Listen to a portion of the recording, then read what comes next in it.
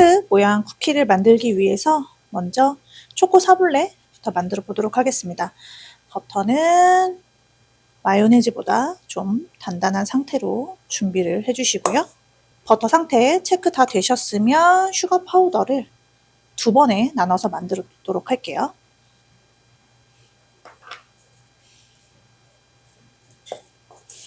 처음에는 가루가 날리니까 살살살살 섞어주시다가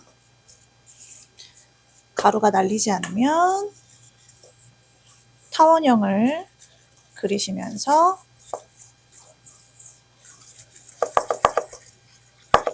크림화를 해주십니다.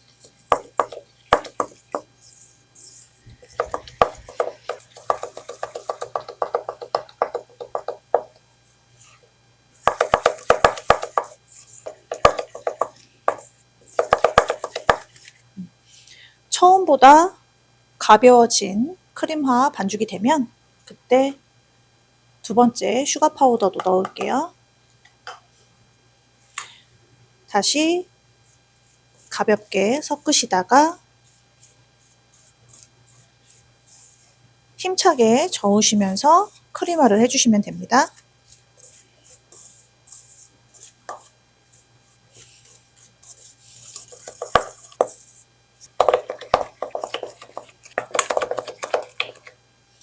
쿠키도 마찬가지로 크림화에 따라서 내가 원하는 과자의 식감도 결정을 할 수가 있거든요. 저 같은 경우에는 처음에 크림화 했었을 때 시작하기 전에 버터 상태보다 좀 더 부드럽게 됐었을 때 크림화를 멈춰주고 있어요. 그래서 처음에 시작하는 버터의 상태가 중요합니다. 마요네즈 상태에서 마요네즈보다 좀 더 단단한 상태에서 시작을 해서 설탕을 넣고 슈가 파우더를 넣고 나서 좀 더 부드러워지는 그 상태가 될 때까지 크림화를 해주신다라고 생각해 주시면 될 것 같아요.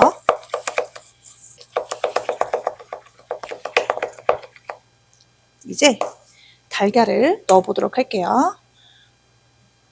지금 오늘은 전란을 사용을 할 거라, 그리고 제가 기계 없이 주걱을 이용을 해서 지금 만들고 있기 때문에 좀 힘드실 수가 있어서 2번 정도 나눠서 넣도록 할게요.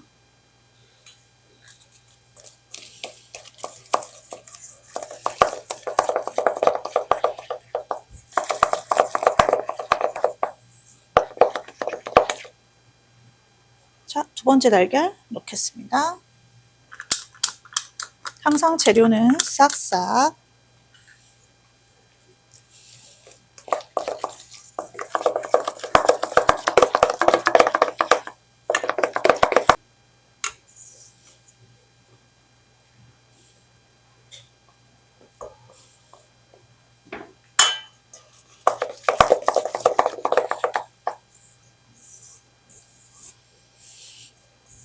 이제 채친 가루들을 넣어보려고 할 건데, 오늘 코코아 파우더를 2가지를 이용을 했어요.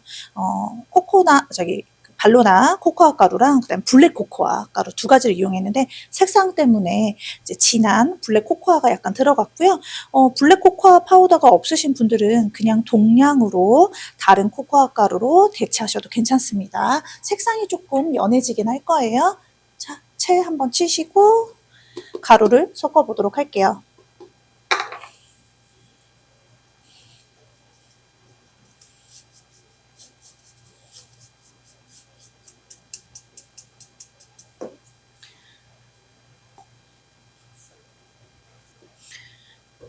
버터 반죽에 비해서 날가루가 되게 많기 때문에 저는 계속 11자로 섞기보다는 큰 버터들을 이제 굴려가면서 조각을 내고 있어요. 이렇게 하면 좀 더 빨리 섞으실 수가 있고요. 저는 또 주걱으로 눌러가면서 섞기도 합니다. 버터 반죽 같은 경우에는 글루텐을 형성하는 재료들과 글루텐을 방해하는 재료들이 2가지가 들어가져 있어요. 글루텐을 형성하는 수분 재료인 달걀도 들어가져 있지만, 글루텐을 쪼개는 유지류도 들어가져 있기 때문에 이 정도 이렇게 섞는다고 해서 과자가 딱딱해지거나 이제 글루텐 때문에 형성이 돼서 과자의 수축이 일어난다든지 하는 거는 적은 것 같아요.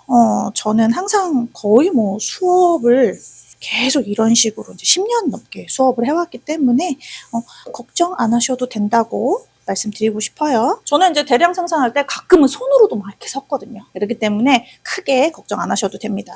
제일 중요한 건 내가 원하는 크림화 정도를 아시고 그 크림화를 잘 구현해 내주시는 게 더 중요해요. 그래야지만 내가 원하는 식감의 과자들을 만들어 내실 수가 있고, 과자 같은 건 이제 가끔 이제 수강생분들이 이제 만들어서 가지고 오시면 과자를 만들었는데 이상하게 과자가 좀 안 익은 것 같은 느낌이 들고 밀가루 맛이 난다든지 이렇게 밀가루 이렇게 찐덕이는 느낌이 혀에 붙는다든지 그런 많은 현상들은 크림화가 진짜 안 돼서 그렇거든요. 크림화를 충분히 해주시면 그런 현상들은 훨씬 적어져요. 크림화를 한다는 건 그 안에 공기층을 넣는다는 얘기고, 그 공기층들이 나중에 오븐 안에서 오븐 열기가 잘 들어갈 수 있게 해주는 거거든요. 그렇기 때문에 그 공기층이 너무 적어버리면 열기가 제대로 들어가지 않아서 베이크가 좀 잘 안 되는 거예요. 버터를 다룰 때는 그 크림화 부분을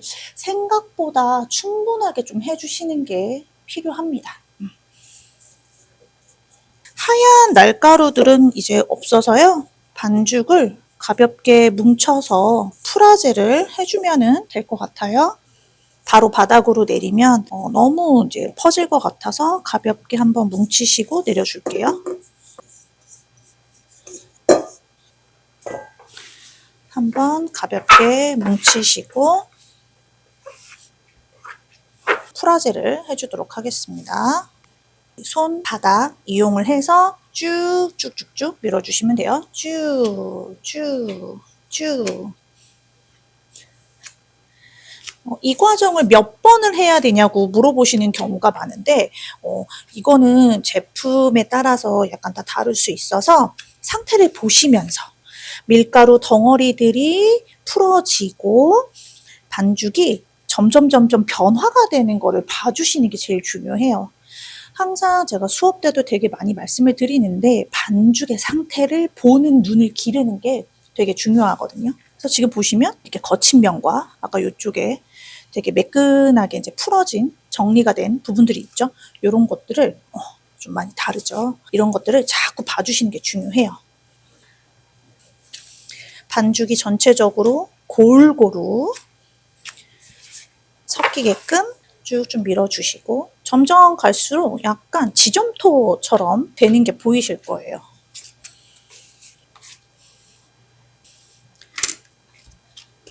반죽은 완성이 되었습니다.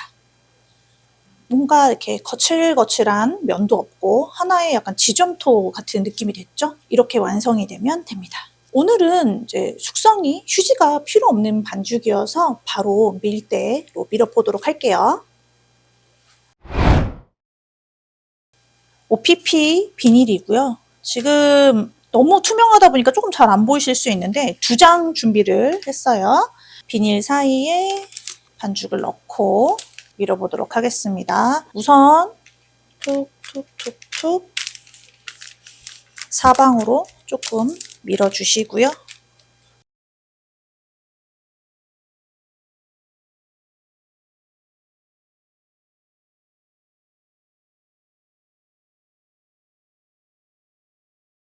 대략적으로 가로의 길이가 25cm 안쪽으로 조금 들어올 수 있게끔 이제 해주셔야 될 것 같아요.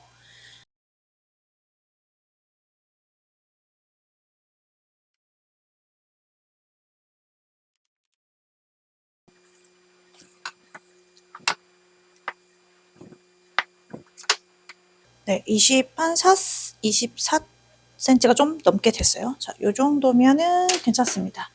두께를 좀 고르게 하기 위해서는 한 번씩 싹 만져보시면 두께가 좀 다른 부분들이 느껴지거든요. 그러니까 두께가 잘 됐는지 검토하시려면 한 번 싹 만져보세요. 네, 약간 이쪽이 조금 이상한 것 같아서 다시 한 번만 정리하고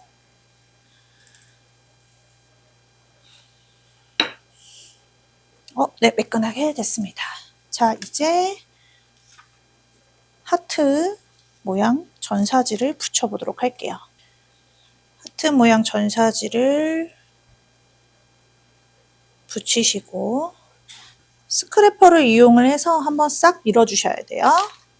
자, 스크래퍼 이용을 해서 우선은 싹 밑에 반죽을 균일하게 잘 밀어놨으니까 그 두께가 달라지지 않게끔 조심하셔서 밀착을 해주세요. 공기 들어가지 않게끔 신경 써주시고,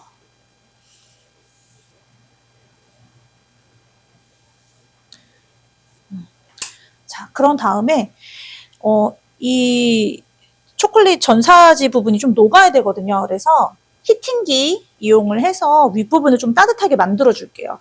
여러분들은 집에 이제 드라이기 있으시잖아요. 드라이기 이용을 해서 조금 데펴 주시면 됩니다.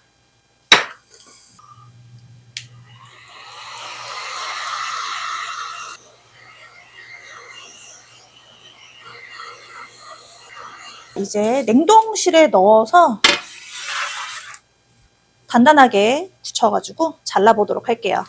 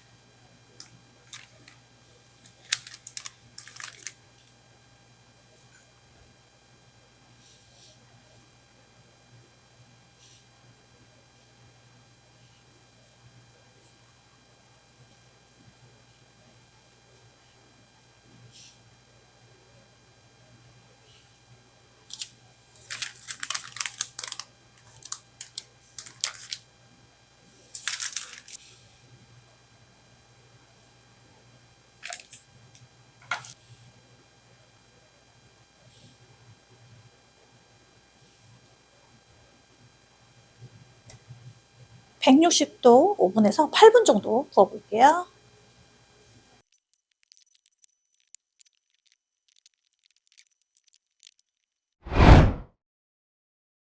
자, 가나슈를 만들어 볼 건데요. 전자레인지로 오늘은 간단하게 만들어 볼게요. 카라멜리아 이용을 했고요. 카라멜리아에 생크림 넣으시고 전자레인지로 데워서 가지고 오겠습니다. 700W 전자레인지에서 40초 정도 데웠어요. 그런 다음에 바믹서.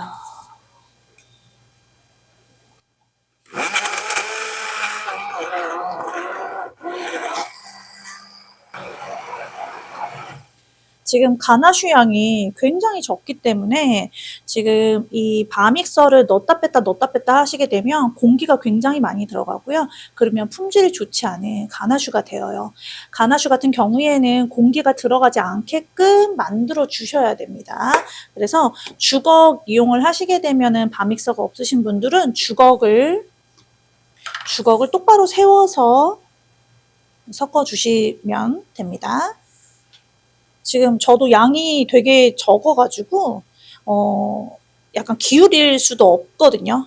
보통은 양이 많으면 기울여서 했었을 때 이렇게 기울이면 이 바믹서가 움직이면서 아래 위로 순환을 해서 골고루 공기도 안 들어가고 이제 섞이는데 지금 이 가나슈 자체가 조금만 기울이면 공기가 다 들어가는 상태이다 보니까 기울이지 마시고 똑바로 세워서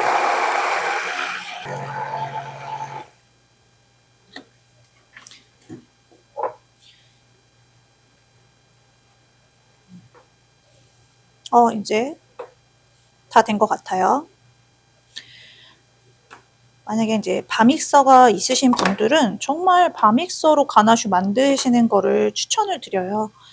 왜냐면 바믹서로 하게 되면 진짜 밀도 있게 가나슈가 만들어져서 가나슈가 완성이 잘 되거든요. 저도 지금 바믹서를 좋은 걸 쓰지를 않아요. 그냥 일반적인 저 이거 처음에 샀었을 때 한 3만 원대로 구매를 했던 거거든요. 좋은 바믹서 아니어도 공기가 들어가지 않게끔만 해주시면 진짜 좋은 품질의 가나슈를 만드실 수 있을 거예요. 이제 한번 바트에 부어 볼게요. 양이 적어서 잘 될까 싶었는데 잘 나왔습니다. 가나슈 상태는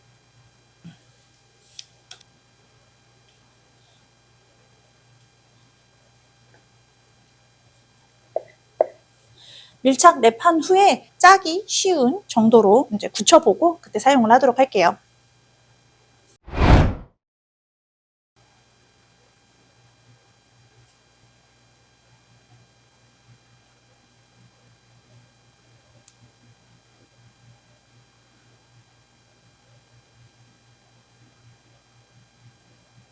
안에 이제 카라멜 넣으실 분들은 카라멜 넣으셔도 괜찮고요. 달지 않게 드실 분들은 가나슈만 채우셔도 좋아요.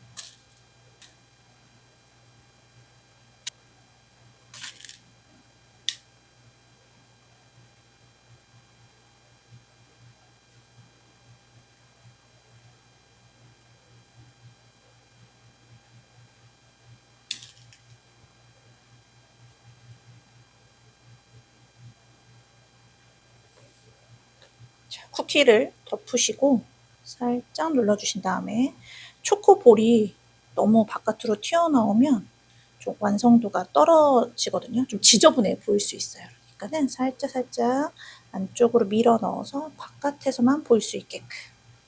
자, 이렇게 완성입니다.